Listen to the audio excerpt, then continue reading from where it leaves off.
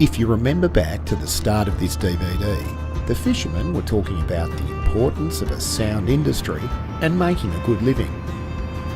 For a fisherman to be successful and have an ongoing business, he must have future access to fish in a sustainable fishery. The only way to have a sustainable industry is through an understanding of the state of fish stocks, gained through stock assessments. The most important thing in our fishery is the stock.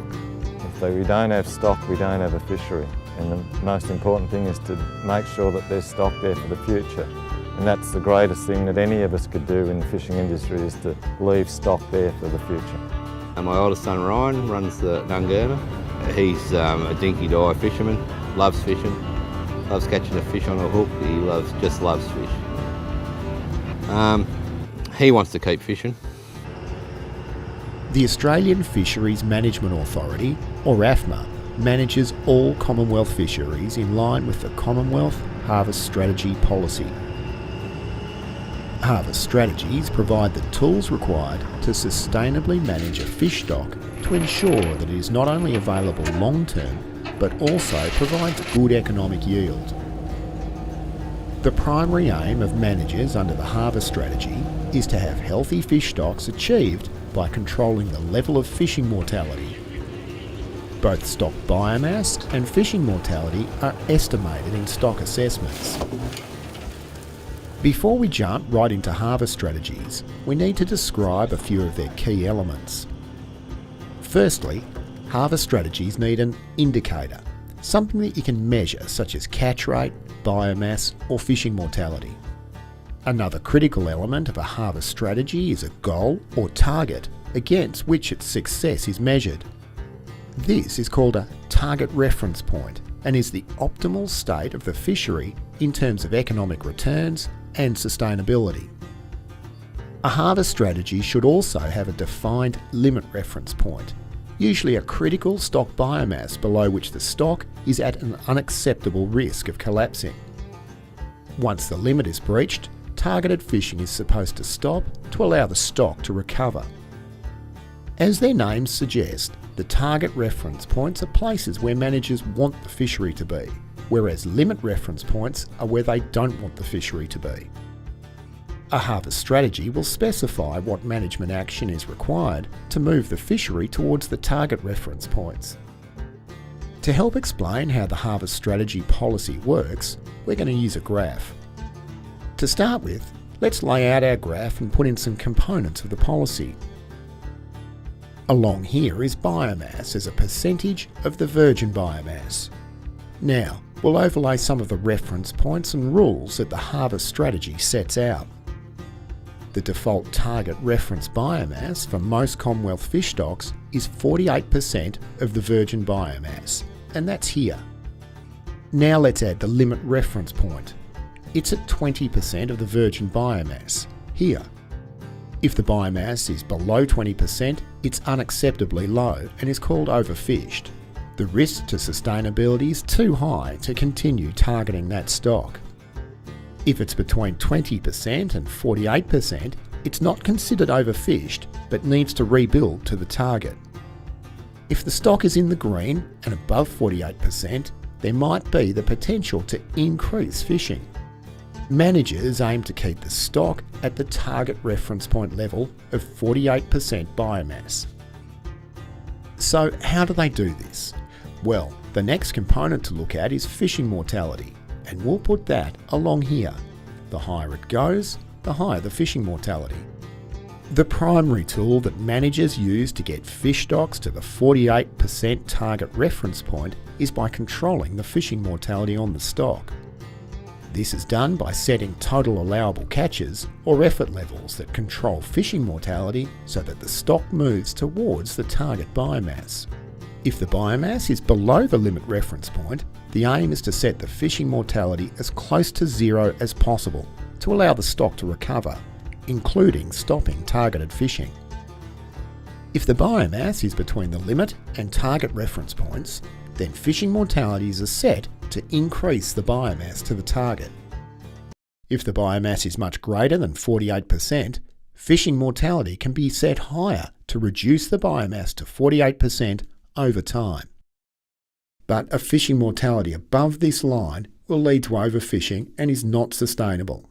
It's important to note that the target fishing mortality is set to reach the target biomass over many years. It's not set to achieve the target biomass in a single year. There are a couple of other points about harvest strategies that we haven't mentioned. Firstly, why is the default target reference point for biomass set at 48% of virgin biomass? Well, we're glad you asked. The target biomass is the sweet spot where we get the most profit in the long term, otherwise called the maximum economic yield. If the biomass falls below this, it costs you more to catch the fish. If the biomass is higher, then you're not taking enough. Based on analysis of fish stocks from around the world, the point of maximum economic yield usually occurs at 48% of virgin biomass. This is the default target biomass for Australia's Commonwealth fisheries. For some fish stocks, however, there's information that indicates the maximum economic yield occurs at other biomass levels. For example, Tiger Flathead has a maximum economic yield that occurs at 42% of virgin biomass. The second point to cover is how the harvest strategy is used to set a total allowable catch, or TAC. When the model calculates the target fishing mortality required under the harvest strategy, it can be easily converted into a recommended biological catch, or RBC. This is the total catch from all sources that can be taken from the fish stock in the following year to achieve the required fishing mortality. But the TAC may not be equal to the recommended biological catch if there are catches from outside the fishery. For example, by recreational fisheries or fisheries from other jurisdictions. Let's use a real example and demonstrate how this works for Tiger Flathead in 2010. From the recommended biological catch of Tiger Flathead, scientists take away the expected catch from state fisheries and discards from Commonwealth fisheries. What's left is the Commonwealth fisheries TAC for Tiger Flathead. This ensures that all sources of catches are taken into consideration before setting the TAC, ensuring that the total fishing mortality is not exceeded. The whole stock assessment process is great for fish species we know a lot about, but for species where there is limited information, then the harvest strategy sets out a different set of rules for the management of these species, and that's a whole different story. So far, we've described fish stocks that have a lot of information. These assessments are pretty much as good as it gets. For species with less information, assessments are simpler and harvest strategies should be more precautionary.